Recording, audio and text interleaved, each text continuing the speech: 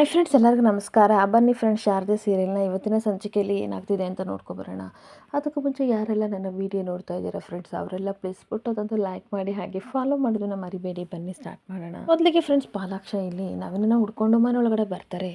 ಎಲ್ಲೋಗಿದ್ದಾನ ಕಣ ಗೊತ್ತಿಲ್ಲ. ಕುಡ್ಕೊಂಡು ಎಲ್ಲಿ ತಿರ್ಕೊಂಡು ಬಿದ್ದಿದ್ದಾನೋ ಅಂತ ಬೈಕೊಂಡು ಲೈಟ್ ಆನ್ ಮಾಡೋಕ್ಕೆ ಅಂತ ಬಂದಾಗ ಕರೆಂಟೇ ಬಂದಿರಲ್ಲ. ಇದೇನಿದು, ಎಲ್ಲರ ಮನೇಲೂ ಕರೆಂಟ್ ಇದೆ, ನಮ್ಮ ಮನೇಲಿ ಇಲ್ಲ ಅಂತ ನೋಡ್ತಾ ಇರಬೇಕಾದ್ರೆ ಆ ಕಡೆ ಫ್ಯೂಸ್ನ ನೋಡಿದ ತಕ್ಷಣ 2-3 ತಿಂಗಳಿಂದ ನಾನು ಲೈಟ್ ಬಿಲ್ ಕಟ್ಟಿಲ್ಲ, ಅದಕ್ಕೋಸ್ಕರ ಫ್ಯೂಸ್ನ ಕಿತ್ಕೊಂಡು ಹೋಗಿದ್ದಾರೆ, ಏನು ಮಾಡೋಕ್ಕಾಗಲ್ಲ, ಎಲ್ಲ ನನ್ನ ಹಣೆ ಬರ ಅಂತ ಹೇಳ್ಕೊತಾ ಇರ್ತಾನೆ.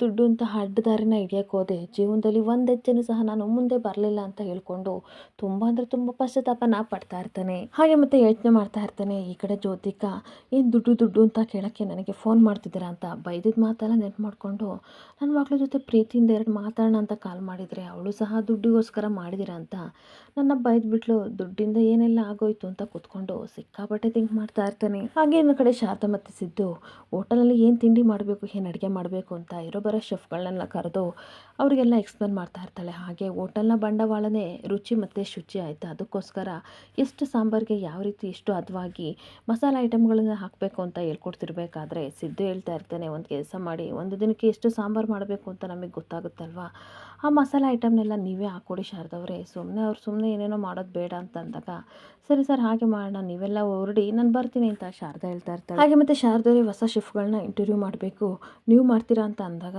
ಸರ್ ಆ ರೀತಿ ಯಾವ ರೀತಿ ನನಗೆ ಕೇಳಬೇಕನ್ನೋದೇ ಗೊತ್ತಿಲ್ಲ, ನೀವೇ ಮಾಡಿ ಅಂತ ಅಂದಾಗ ಅದೆಂಗಾಗಿರುತ್ತೆ, ಅಡುಗೆ ಮನೆ ಡಿಪಾರ್ಟ್ಮೆಂಟು ನಿಮ್ಮದಲ್ವಾ, ಸೊ ಹಂಗಾಗಿ ನಾನು ಕ್ವಶನ್ ಕೇಳೋಕ್ಕಾಗಲ್ಲ, ಯಾವ ರೀತಿ ಕೇಳ್ಬೋದು ಅಂತ ನಾನು ಹೇಳ್ತೀನಿ ಬನ್ನಿ ಅಂತ ಅಂದ್ಬಿಟ್ಟು ಚೇರ್ ಮೇಲೆ ಕೂರಿಸ್ತಾ ಇರ್ತಾನೆ. ಹಾಗೆ ಕಾಲ ಮೇಲೆ ಕಾಲು ಹಾಕೊಳ್ಳಿ ಅಂತ ಹೇಳ್ಬಿಟ್ಟು ಕೈನ ಈ ರೀತಿ ಇಟ್ಕೊಳ್ಳಿ ಅಂತ ಶಾರದನ್ಗೆ ಹೇಳ್ತಾ ಇರಬೇಕಾದ್ರೆ ಅದೇ ರೀತಿ ಮಾಡ್ಕೊಂಡು ಕೂತಿರ್ತಾಳೆ. ಹಾಗೆ ನೋಡಿ ಶಾರದವ್ರೆ ಸ್ಟ್ರೈಟಾಗಿ ಕೂತ್ಕೋಬೇಕು, ಹಾಗೆ ತುಂಬ ಕಾನ್ಫಿಡೆನ್ಸ್ ಆಗಿ ಕ್ವಶನ್ನ ಕೇಳಬೇಕು ಅಂತ ಅಂದಾಗ ಸರಿ ಸರ್ ಆಯಿತು, ಅದು ಯಾವ ರೀತಿ ಹೇಳಿ ಅಂತ ಅಂದಾಗ ನಿಮಗೆ ನಿಮ್ಮ ಗಂಡನ ಕಂಡ್ರೆ ಇಷ್ಟನಾ ಅಂತ ಅಂದಾಗ ಸರ್ ಏನು ಕೇಳ್ತಾ ಇದ್ದೀರಾ ಅಂತ ಅಂದಾಗ ಈ ಕ್ವಶನ್ ಬೇಡ ಅಲ್ವಾ, ಸರಿ ಆಯಿತು ಬಿಡಿ, ಏನು ಗೊತ್ತಾ, ನಿಮ್ಮ ಮನೇಲಿ ವಾಷಿಂಗ್ ಮಿಷಿನ್ ಇದೆಯಲ್ಲ ಅದ್ರ ಪಕ್ಕ ನಿಮ್ಮ ಗಂಡಂದು ಶರ್ಟ್ ಇದೆ, ಅದರಲ್ಲಿ ಬಟನ್ ಎಷ್ಟಿದೆ ಗೊತ್ತೇಂದ್ರಿ ಅಂತ ಅಂದಾಗ ಇದು ಇಂಟರ್ವ್ಯೂನಲ್ಲಿ ಕೇಳೋ ಕ್ವಶನ್ನ ಸರಿಯಾಗಿ ಹೇಳ್ತೀರಾ ಇಲ್ವೋ ಅಂತ ಅನ್ಬೇಕಾದ್ರೆ ಇಲ್ಲಪ್ಪ ಸೀರಿಯಸ್ ಆಗಿ ಕ್ವಶನ್ ಕೇಳ್ತೀನಿ ಅಂತ ಅಂದಾಗ ನಿಮ್ಮ ಗಂಡನ ನೋಡಿದರೆ ನಿಮಗೆ ಏನನ್ಸುತ್ತೆ, ಸರಿಯಾಗಿ ಹೇಳಬೇಕು ಅಂತ ಅಂದಾಗ ಇಂಟರ್ವ್ಯೂನಲ್ಲಿ ಇದನ್ನೆಲ್ಲ ಕೇಳ್ತಾರ ಅಂತ ಅಂದಾಗ ಹೌದು ಶಾರದವ್ರೆ ಇದನ್ನೆಲ್ಲ ಕೇಳಬೇಕು, ಮತ್ತು ನಂಗೆ ಅದೆಲ್ಲ ಗೊತ್ತಿಲ್ಲ, ಸರಿಯಾಗಿ ಆನ್ಸರ್ ಮಾಡಲೇಬೇಕು, ನನ್ನ ನೋಡಿದರೆ ನಿಮಗೆ ಏನನ್ಸುತ್ತೆ ಹೇಳಿ ಅಂತ ಹತ್ರ ಹೋಗ್ತಿರ್ಬೇಕಾದ್ರೆ ನೀವು ಬೇಡ, ನಿಮ್ಮ ಇಂಟರ್ವ್ಯೂ ಬೇಡ ಅಂತ ಅಂದ್ಬಿಟ್ಟು ತಲೆ ಮೇಲೆ ಕೊರಡ್ದು ಶಾರದಾ ಹೋಗ್ತಾ ಇರಬೇಕಾದ್ರೆ ಅಯ್ಯೋ ಶಾರದವ್ರೆ ಅಂತ ಕೈ ಹಿಡಿದು ಹೇಳಿದ ತಕ್ಷಣ ಅವಳು ಇನ್ನೇನು ಬೀಳ್ತಾಳೆ ಅಷ್ಟೊತ್ತಿಗೆ ಸಿದ್ದು ಹಿಡ್ಕೊಂಡು ಒಬ್ರ ಮುಖ ಒಬ್ರನ್ನ ನೋಡ್ತಾ ಹಾಗೆ ಪ್ರೀತಿಯಿಂದ ನಿಂತ್ಕೋತಾರೆ. ಹಾಗೆ ಮತ್ತೆ ಸಿದ್ದು ಹೇಳ್ತಾ ಇರ್ತಾನೆ, ಏನು ಮಾಡಲಿ ಶಾರದವ್ರೆ, ನಿಮ್ಮ ಮುದ್ದಾದ ಮುಖ ನೋಡಿದರೆ ನನಗೆ ಗೋಳಿಕೋಬೇಕು ಅಂತ ಅನಿಸುತ್ತೆ, ಅದಕ್ಕೆ ಸ್ವಲ್ಪ ಹೇಗಿಸ್ತೆ, ಕೋಪ ಮಾಡ್ಕೋಬೇಡಿ ಕಣ್ರಿ ಅಂತ ಅಂದಾಗ ತುಂಬ ಕೋಪ ಮಾಡಿಕೊಂಡು ಸಿದ್ದುನ ಗುರಾಯಿಸ್ಕೊಂಡು ಹಾಗೆ ಸ್ಮೈಲ್ ಮಾಡಿದ ತಕ್ಷಣ ಅವನಿಗಂತೂ ಸಿಕ್ಕಾಬಟ್ಟೆ ಖುಷಿ ಆಗ್ತಾ ಇರುತ್ತೆ. ಹಾಗೆ ಇನ್ನೊಂದು ಕಡೆ ಮನೇಲಿ ದೇವಸ್ಥಾನದಿಂದ ಬಂದ ದಶರಥ ಸುಮಿತ್ರ ಇಬ್ಬರು ಸಹ ರೋಹನ್ ಬಗ್ಗೆ ಹೇಳ್ತಾ ಇರ್ತಾರೆ.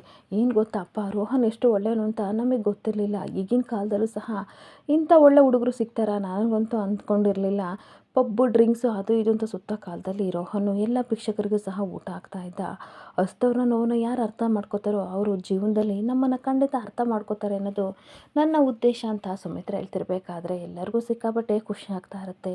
ಹಾಗೆ ಮತ್ತು ನಾನೇ ಹೋಗಿ ಹುಡುಕಿದ್ರು ಸಹ ಖುದ್ದಾಗಿ ಇಂಥ ಹುಡುಗನ ಹುಡ್ಕಕ್ಕೆ ಆಗ್ತಿರ್ಲಿಲ್ಲ ಅಪ್ಪ, ಒಳ್ಳೆ ಹುಡುಗನ ಸೆಲೆಕ್ಟ್ ಮಾಡಿದ್ದೀರಾ ಅಂತ ಹೇಳ್ಕೊಂಡು ದಶರಥ ಸಿಕ್ಕಾಪಟ್ಟೆ ಖುಷಿಯಿಂದ ಜ್ಯೂಸ್ ಕುಡಿತಾ ಇರ್ತಾನೆ. ಹಾಗೆ ನಾವು ತೊಗೊಂಡಿರೋ ಡಿಸಿಷನ್ ತಪ್ಪಿಲ್ಲ ಅಂತ ನನಗೆ ಅನ್ನಿಸ್ತಿದೆ ಅಪ್ಪ ಅಂತ ದಶರಥ ಹೇಳ್ತಿರ್ಬೇಕಾದ್ರೆ ಅಣ್ಣ ನಿನ್ನ ಮಾತು ಕೇಳಿ ನನಗಂತೂ ಸಿಕ್ಕಾಪಟ್ಟೆ ಖುಷಿ ಆಗ್ತಿದೆ ಕಣೋ, ನಾನು ಆದಷ್ಟು ಬೇಗ ರೋಹನ್ನ ನೋಡಬೇಕು ಅಂತ ಅಂದಾಗ ಕರ್ಸನ ಬಿಡುವಲ್ಲ, ಅವನು ನಮ್ಮನೆ ಹಳಿಯ ಅಂತ ಅಂದಮೇಲೆ ಇನ್ನೆಲ್ಲಿ ಹೋಗ್ತಾನೆ, ಇಲ್ಲಿ ಬರಲೇಬೇಕು ಅಂತ ಅಂದಾಗ ಸಿದ್ದು ಹೋದ್ಮೇಲೆ ಈ ಮನೇಲಿ ಏನಾಗೂ ಹೋಗಿತ್ತು, ಆದರೆ ಜ್ಯೋತಿಕಾ ಮದುವೆ ಆದಮೇಲೆ ಈ ಮನೇಲಿ ಸಡಗರ ಸಂಭ್ರಮ ಎಲ್ಲ ತುಂಬಿ ತುಳುಕ್ತಾ ಇದೆ ಅಲ್ವಾ, ನನಗಂತೂ ಸಿಕ್ಕಾಪಟ್ಟೆ ಖುಷಿ ಆಗ್ತಿದೆ ಅಂತ ಅಂದಾಗ ಹೌದು ವಿಮಲ, ಯಾವ ಕಾಲಕ್ಕೆ ಏನಾಗಬೇಕು ಅದು ಹಾಗೆ ಆಗುತ್ತೆ ಅಂತ ತುಂಬ ಖುಷಿಯಿಂದ ಸುಮಿತ್ರ ಹೇಳ್ತಾ ಇರ್ತಾಳೆ. ಹಾಗೆ ಇನ್ನೊಂದು ಕಡೆ ತಾತ ಹೇಳ್ತಾ ಇರ್ತಾರೆ, ನೋಡು ಏನು ಗೊತ್ತಾ ವಿಮಲ ಸುಮಿತ್ರ, ನೀವಿಬ್ಬರು ಇದು ಸಿಕ್ಕಿದ್ದೆ ಚಾನ್ಸು, ನಮ್ಮ ಮನೇಲಿ ಇದೊಂದನ್ನೇ ಮದುವೆ ಸಂಭ್ರಮ ಇರೋದು, ನಿಮ್ಮ ಗಂಡನ ಕರ್ಕೊಂಡೋಗಿ ಏನು ಬೇಕು ಅದನ್ನೆಲ್ಲ ತೆಗೆಸ್ಕೊಳ್ಳಿ ಅಂತ ಅಂದಾಗ ಹೌದು ವಿಮಲ, ಅದು ಸಿಕ್ಕಾಪಟ್ಟೆ ಶಾಪಿಂಗ್ ಮಾಡೋಣ ಅಂತ ಸುಮಿತ್ರ ಹೇಳ್ತಿರ್ಬೇಕಾದ್ರೆ ಮುರಳಿ ಕರ್ಕೊಂಡು ಹೋಗೋಕ್ಕೆ ರೆಡಿಯಾಗಿ ಅಂತ ತಾತ ಅನ್ಬೇಕಾದ್ರೆ ದಶರಥ ಹೇಳ್ತಾ ಇರ್ತಾನೆ, ದುಡ್ಡು ಎಷ್ಟಾರ ಕೇಳಿ ಅಪ್ಪ ನಾನು ಕೊಟ್ಬಿಡ್ತೀನಿ, ಇವ್ರ ಜೊತೆ ಹೋಗಲ್ಲ,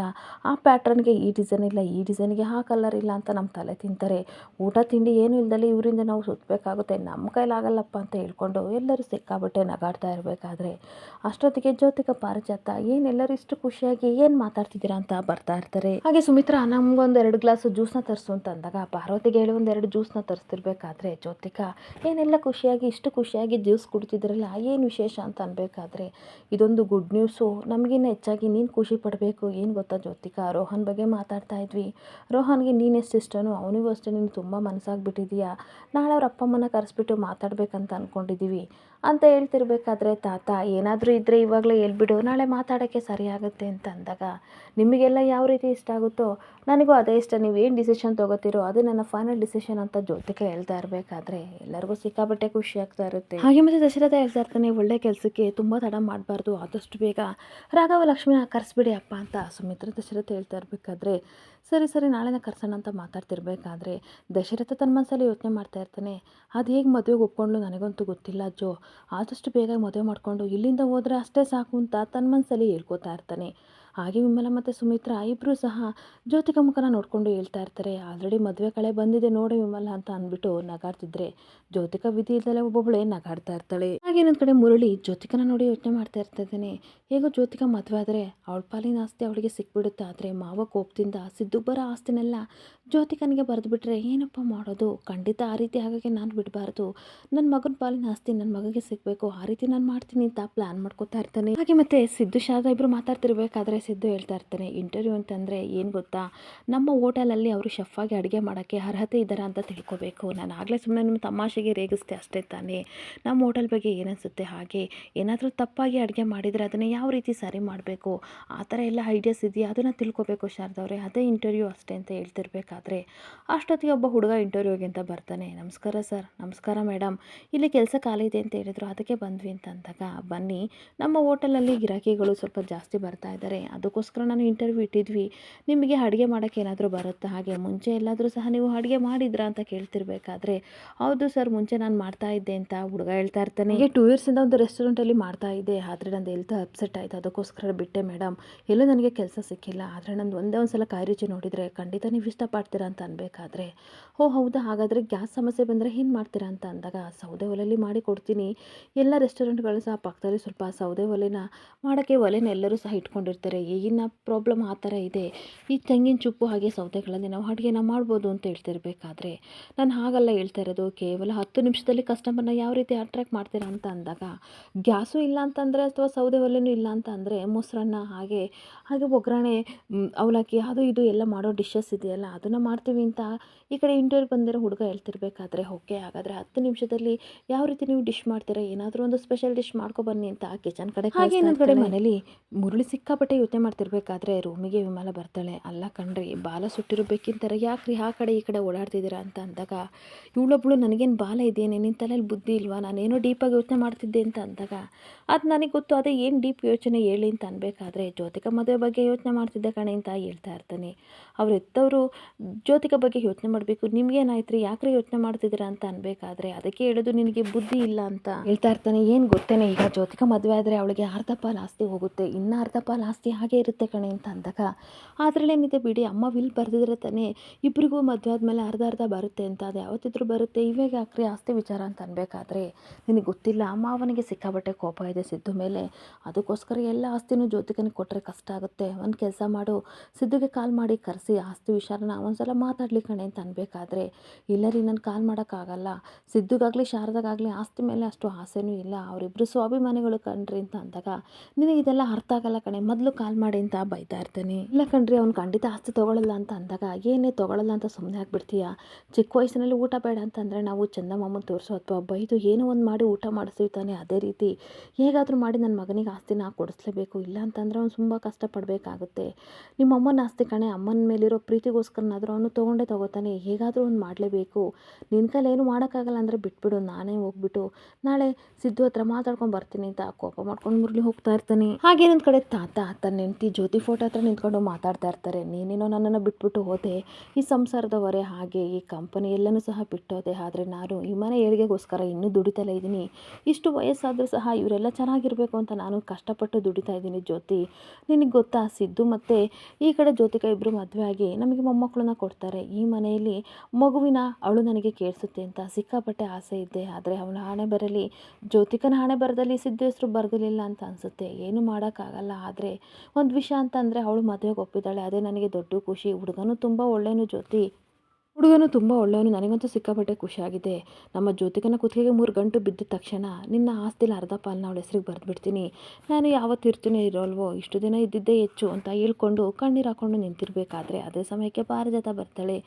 ಏನು ಫೋಟೋದಲ್ಲಿರೋ ಜ್ಯೋತಿ ಅಕ್ಕನ ಜೊತೆ ಮಾತಾಡ್ತಿದ್ದೀರಾ ಅಂತ ಅಂದಾಗ, ನಾನು ಯಾರ ಜೊತೆನಾದರೂ ಮಾತಾಡ್ತೀನಿ, ಅವಳು ನನ್ನ ಹೆಂಡ್ತಿ, ಯಾವಾಗ ಬೇಕಾದರೂ ಮಾತಾಡ್ತೀನಿ, ನಿನಗೇನು ಕಷ್ಟ ಅಂತ ಬೈತಿರ್ಬೇಕಾದ್ರೆ, ಹಾಗಲ್ಲ ರೀ ಏನೋ ಕೇಳೋಣ ಅಂತ ಬಂದೆ, ಕೋಟಿ ಬಗ್ಗೆ ಮಾತಾಡ್ತಾ ಇದ್ರಾ ಅಷ್ಟೇ ನಾನು ಅಂದಿದ್ದು, ನೀವೇನು ಕೋಪ ಮಾಡ್ಕೋತೀರಾ ಅಂತ ಅಂದಾಗ ತಾತ ಸಿಕ್ಕಾಬಟ್ಟೆ ಕೋಪ ಮಾಡಿಕೊಂಡು ಪಾರಿಜಾತನ ಗುರಾಯಿಸ್ತಿರ್ಬೇಕಾದ್ರೆ ಪಾರಿಜಾತ ಜ್ಯೋತಿಕಾ ಫೋಟೋನ ನೋಡ್ಕೊಂಡು ಹೇಳ್ತಾ ಇರ್ತಾಳೆ, ಅಲ್ಲ ಈ ಅಪ್ಪನಿಗೆ ನಾನು ಎದುರುಗಡೆ ನಿಂತಿದ್ದೀನಿ, ನನ್ನ ಮೇಲೆ ಏನು ಸಹ ಆಕರ್ಷಣೆ ಆಗಲಿ ಎಂಥದ್ದು ಇಲ್ಲ, ಆದರೆ ನಿನ್ನ ಮೇಲೆ ತುಂಬ ವ್ಯಾಮೋಹ ಇದೆ, ಸತ್ರು ಸಹ ನಿನ್ನನ್ನು ಬಿಡಲ್ವಲ್ಲ ಅಂತ ಬೈಕೋತಿರ್ಬೇಕಾದ್ರೆ, ನೋಡು ಜ್ಯೋತಿಕಂದು ಮದುವೆ ಆದ ತಕ್ಷಣ ಅರ್ಧ ಪಾಲಿನ ಆಸ್ತಿನ ಅವಳಿಗೆ ಕೊಟ್ಬಿಡ್ತೀನಿ ಅಂತ ಹೇಳ್ತಾ ಇರಬೇಕಾದ್ರೆ ಸಡನ್ನಾಗಿ ಜ್ಯೋತಿ ಫೋಟೋ ಕೆಳಗಡೆ ಬಿದ್ದ ತಕ್ಷಣ ತಾತನಿಗೆ ಸಿಕ್ಕಾಪಟ್ಟೆ ಶಾಕ್ ಆಗ್ತಾ ಇರುತ್ತೆ. ಹಾಗೆ ಪಾರಿಜಾತ ಅದನ್ನು ಎತ್ತಕ್ಕೆ ಅಂತ ಹೋಗ್ತಿರ್ಬೇಕಾದ್ರೆ ಮುಟ್ಬೇಡ ನೀನು ಅಂತ ಕಿರ್ಚಾಡ್ತಾ ಇರ್ತಾನೆ. ಏನು ಜ್ಯೋತಿ ಈ ರೀತಿ ಬಿದ್ದುಬಿಟ್ಟಲ್ಲ, ಅಯ್ಯೋ ದೇವ್ರೆ ಏನು ಅಂತ ಅನ್ಬೇಕಾದ್ರೆ, ಫೋಟೋ ಬಿದ್ದಿದೆ ಅಂತಂದರೆ ಏನಾದರೂ ದೊಡ್ಡ ಅಪಶಕನ ಇದೆ ಅಂತ ಅಂದಾಗ ತಾತನಿಗೆ ಮಾತ್ರ ಸಿಕ್ಕಾಪಟ್ಟೆ ಶಾಕ್ ಆಗ್ತಾ ಇರುತ್ತೆ. ಅದೇ ಸಮಯಕ್ಕೆ ಬಡಿಯೋ ಸೌಂಡ್ ಕೇಳಿದ ತಕ್ಷಣ ಇದ್ಯಾರು ಬಂದಿರೋದು ಅಂತ ಶಾಕ್ ಆಗಿ ತಾತ ನಿಂತ್ಕೊಬಿಡ್ತಾರೆ.